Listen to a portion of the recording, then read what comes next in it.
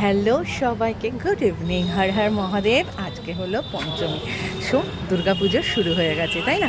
কালকে ষষ্ঠী। সো আমি তোমাদেরকে দেখাই, আমি যে মন্দিরটায় আসি পুজো দিতে, সেই মন্দিরে অলরেডি মা চলে এসছেন, কারণ কালকে থেকে ওখানে পুজো স্টার্ট হবে।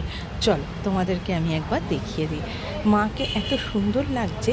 এই মন্দিরের একটা জিনিস খুব ভালো লাগে, মা এক চালিতে আসে, মানে মা পুরো একটা চালিতে। ঠাকুর তো কোথাও আমি দেখতে যাই না সচরাচর, বাট এই ঠাকুরটায় আমি এখানে পুজো দিতে আসি। আগের বছর এসেছি কিনা মনে পড়ছে না, কারণ মেবি হয়তো আগের বছর আমি একটু অসুস্থ ছিলাম, সো আমাকে খুব বিধ্বস্ত লাগছে আমি জানি। বাট চলো, এটা হলো কসবাতে, ঠিক আছে? মেয়ার নীলাচল, মানে নীলাচল আবাসন বলতে পারো, বা ত্রিবর্ণ সংঘ বলতে পারো, বা সবাই খুব ভালোভাবে চিনবে বোসপুকুর শীতলা মন্দিরের কাছে। চল তোমাদের মন্দিরটা দেখাই, ওকে? চলো।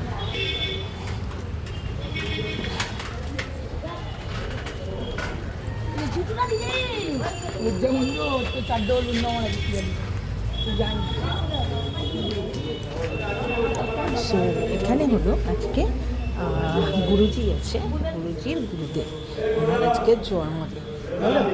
আর এখানে রয়েছে বাবা, যেখানে আমি রোজ সোমবার পুজো দিতে আসি।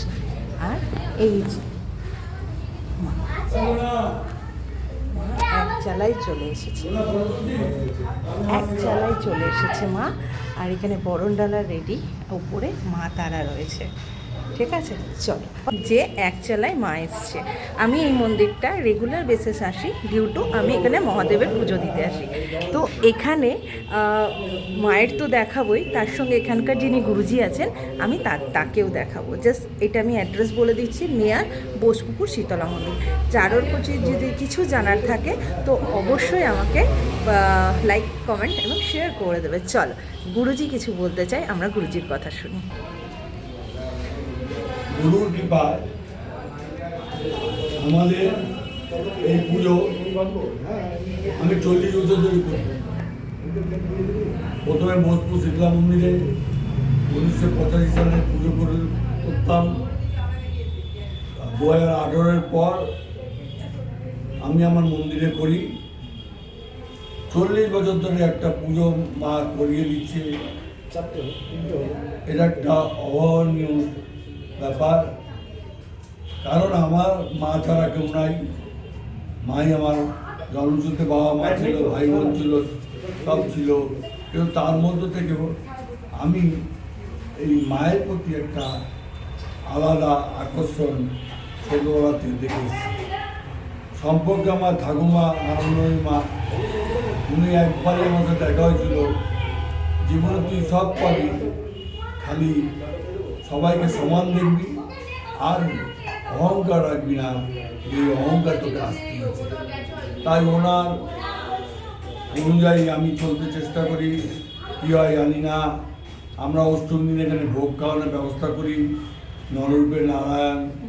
আমি একটা জিনিস বুঝি, জীব হম শিব হম, জীব মাত্রে শিব। এই শিব সেবার মাধ্যমে আমি যেন করে যেতে পারি, একটা অপূর্ব আনন্দ হয়। যেন আমি বোসপুর শীতলা মন্দিরে পুজো করতাম, কাপড় চোপড় পেতাম বা এখনও পাই, আমি কিন্তু সব দিয়ে দিই। ওই একটা আনন্দ, পরিশ্রমের দ্বারা কিছু করলে যে আনন্দ হয়, এটা আমি কাউকে শেয়ার করতে পারবো না, কিন্তু আমি অনুভব করি এই সেবার মাধ্যমে মানুষের যে এত আনন্দ হয়, যে আমি পেয়েছি।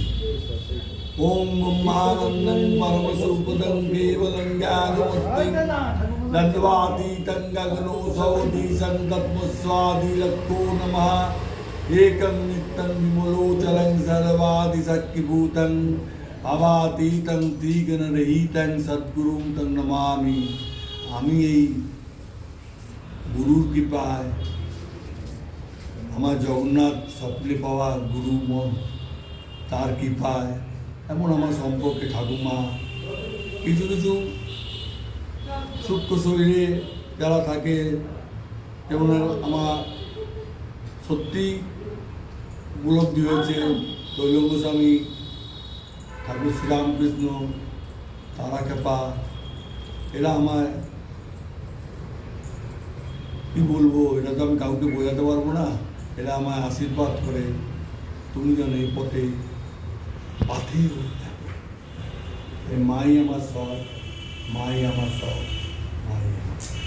তো আমরা এতক্ষণ গুরুজির কথা শুনলাম। আসলে সত্যি কথা, মাকে ডাকতে গেলে অনেক তপস্যা করতে হয়। আমরা সাধারণ মানুষ, আমরাও করি।